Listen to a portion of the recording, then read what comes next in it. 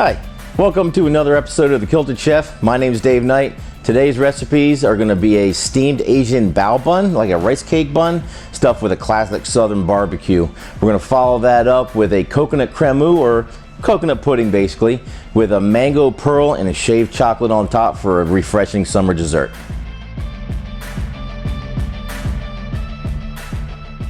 Alright, for our first recipe today, we're going to be making a steamed Asian bao bun filled with a barbecue brisket. Now, this particular style of brisket usually takes 14 to 16 hours. It's about an hour per pound. This particular one I got from Skeeters BBQ in Shamokin Dam, Pennsylvania. They do an amazing job over there with their barbecue. So it was just easy to pick one up on the way out, on the drive out to New York from Pennsylvania. First thing we want to do for my ingredients, I've got flour, I've got oil, baking powder, sugar, milk, water, and yeast. I'm using an instant yeast.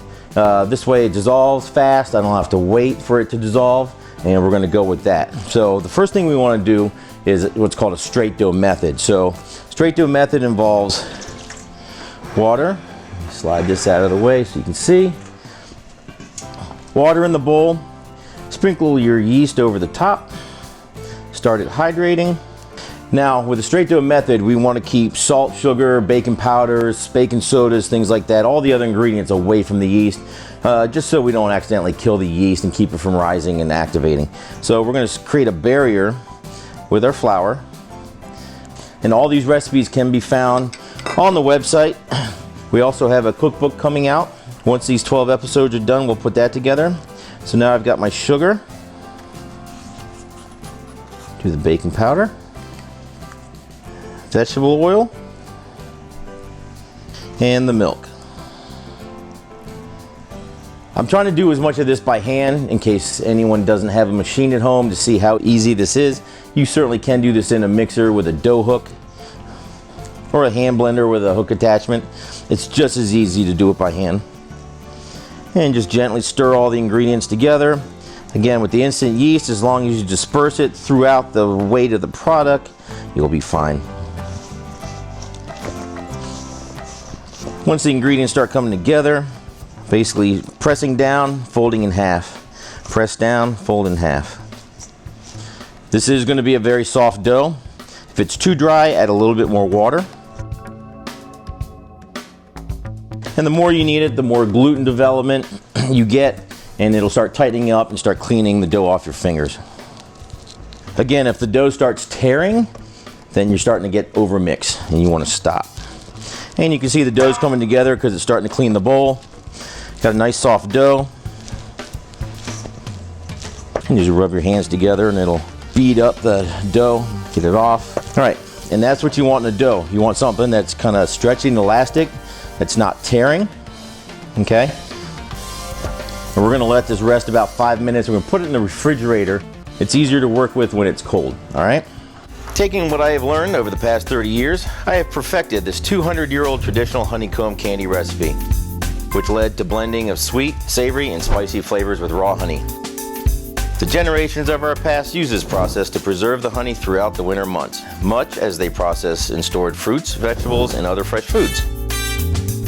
The result is a light, crispy, and flavorful candy. Our Kilted Chef LLC storefront currently offers 20 flavors of the honeycomb candy. The original is on display today. We recently launched our honeycomb candy sweetened tea line, featuring locally sourced and specially blended loose leaf tea from the Tea Spot in Colorado. We currently offer 4 flavors to choose from. Each box contains 6 pre-measured single-use tea bags combined with our honeycomb candy dust for an instant sweetener. I have the Earl Grey and Yerba Mate blends on display today. So visit KiltedChefLLC.com and place your order today. We currently offer shipping in the U.S. For military personnel, we really appreciate your service and offer free worldwide shipping for all active duty and veteran military members. All right, I have a finished dough here. As you can see, bowl's nice and clean. Dough's not tacky or sticky anymore. This has been in the fridge. It is nice and soft. We're just gonna cut off a little ball here. You can use a scale. I'm just kind of eyeballing the portion sizes. We'll do 4 of them. Now, what I want to do for this dough to get it ready to fill is I want to take and kind of pull everything to the bottom. Basically, I'm stretching everything over the top, kind of pinching it at the bottom. And then what I want to do is I want to roll it in my hands. The only spot I'm rolling it is right here along this part of my hand, okay? So not only is it rolling it, but it's helping tuck the dough and creating a surface tension underneath. Just like so. You get a nice smooth ball of dough.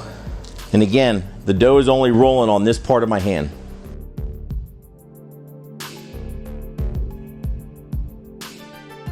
All right, so I've got my dough done. Now I'm gonna take some of my brisket, just cut off what I need. Chop it up fine.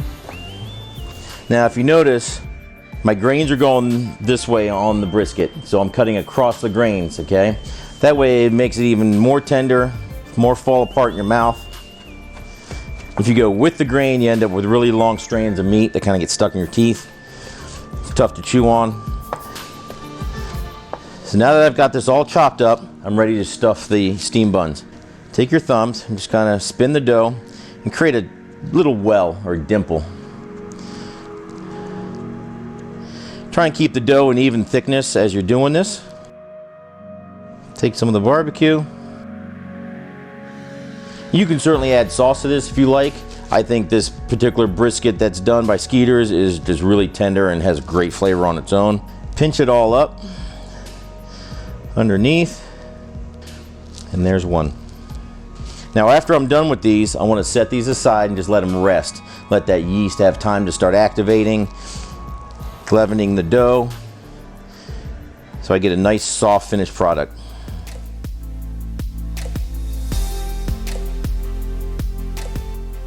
Again, pinch it all up, and round it back out, and do the last one here.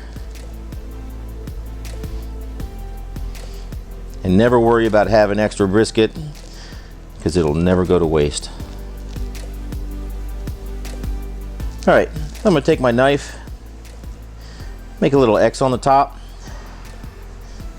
And what this is gonna do, it's gonna create a soft spot, so when this rises and it steams and it expands, it doesn't blow out the bottom that I pinched up. It'll open up on the top. Just like so. Now I've gone ahead, taken some parchment paper, cut little squares, set them on there. That way they don't stick to the steamer. Now, for those of you who don't have a bamboo steamer, a nice one at home, one of the things we can do is take a pot, fill it with a little bit of water. I got about 1.5 inches of water in here. And on the top, I got just a colander, just a regular old strainer, okay? So we'll set those steam buns down in there after they sit and rest for a little bit, all right? So I'm gonna put these on here. This is just a little pizza tray, perforated pizza tray. That way I can set this down there. It's a nice flat platform. Again, if you don't have that, you can just put it right into the colander, okay? So we'll put these aside, let them rest for a bit before we put them in the colander. Now, while that's working, let's make our sauce. So we're gonna do a plum sauce with Jack Daniels in it, okay? Again, a little combination, best of both worlds. So what I have here is just an Asian plum sauce.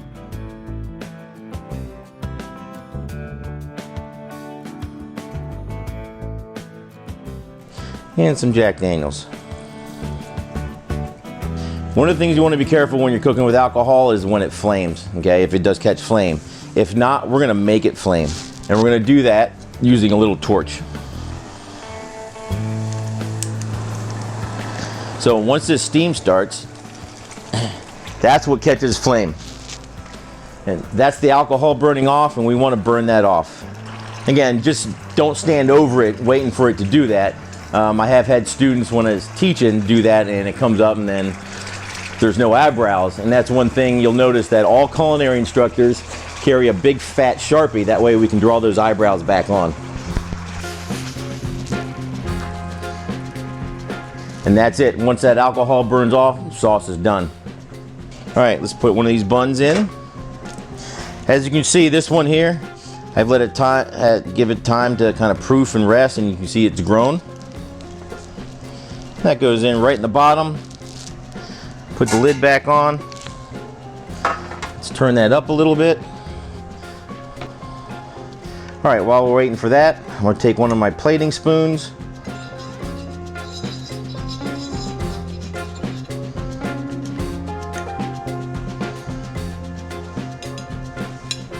Now, if you notice this particular spoon, this is specifically designed for plating, okay? So it kind of cups the sauce and it has a little opening on the end to allow the sauce to drip. I can sign my name with it depending on the thickness of the sauce. It's really actually very easy to write with. All right, we're gonna give this a couple minutes to steam, then we're gonna pull it out and just put it on the plate. I wanted to highlight some of the equipment that I've been using for the plating and stuff. So again, here's a set of spoons I was using. As you can see, they're kind of cupped in with an opening. I've got a large and a small one. I use these for plating designs and to play around. It really depends on the viscosity or the thickness of the sauce. If it's too thin, it's just gonna run out. If it's too thick, it's not really gonna do a whole lot, okay? But here's some of the spoons that I use. Let's check on their steam bun. All right, as you can see, it's grown. The yeast has done its job.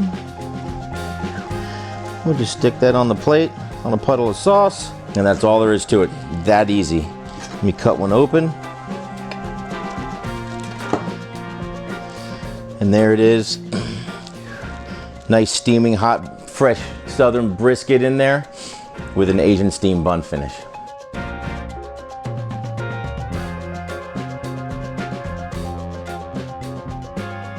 All right, welcome back.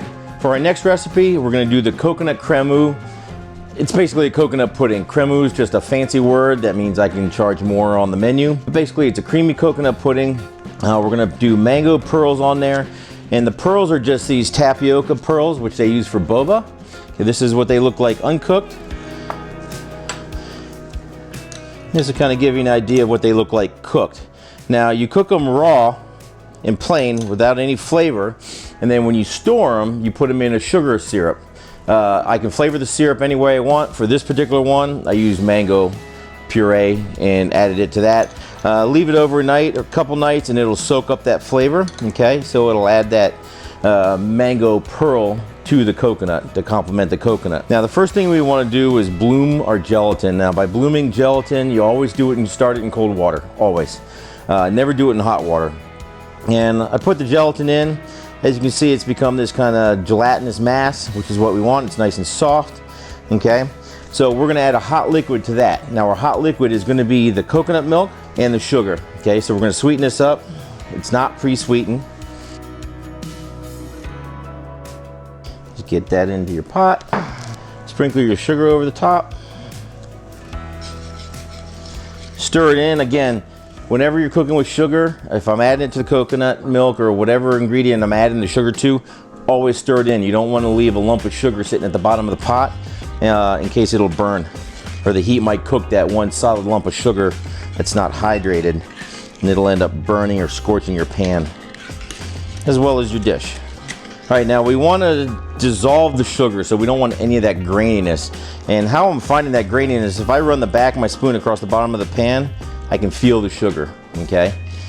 So we want to keep stirring that until that is gone. And as long as I'm stirring it, I can turn the heat up. But just keep it moving, don't let it sit. With the sugar in here, it can scorch really easily.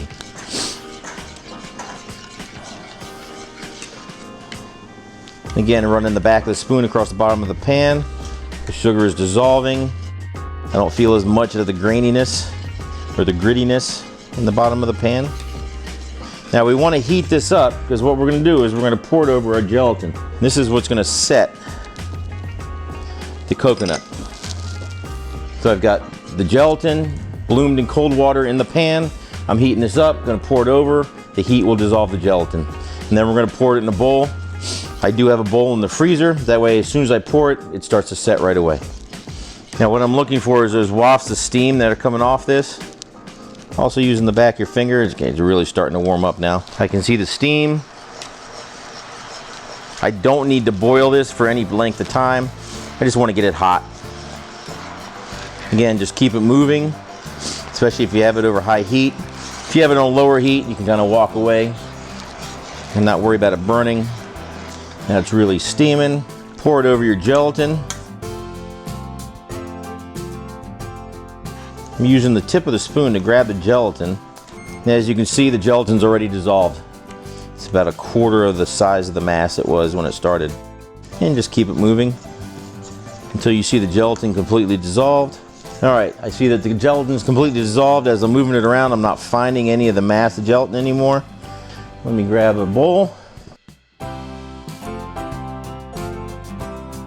we're going to fill the well on this particular bowl. This is a nice looking dish. All right, so we'll put this back in the refrigerator, give it about 5 minutes to start to set, and then we're gonna put our mango pearls over the top, okay? And then we're gonna do some shaved chocolate on top. All right, so we've had our coconut cream in the fridge for a while, and you can see it's starting to set up and firm up. So we wanna take our pearls that have sat in the mango syrup, and just on one side. Again, these are going to taste like boba. And we'll take a piece of chocolate with our microplane. Over the top of one side. Give the rim a quick wipe. Clean it up. And there you go. A light, refreshing coconut cream pudding with mango boba or mango pearls with a little shaved chocolate on top. All right, thank you for joining us on this episode. Again, our recipes were the steamed Asian bao bun stuffed with a southern style barbecue brisket, and the coconut crémeux with the mango pearls and a little bit of shaved chocolate. Again, my name is Dave Knight, owner and founder of KiltedChef.com. Please visit us at the site if you have any questions about these recipes, as well as the pre-order of the cookbook that we're going to have after 12 episodes. Thank you.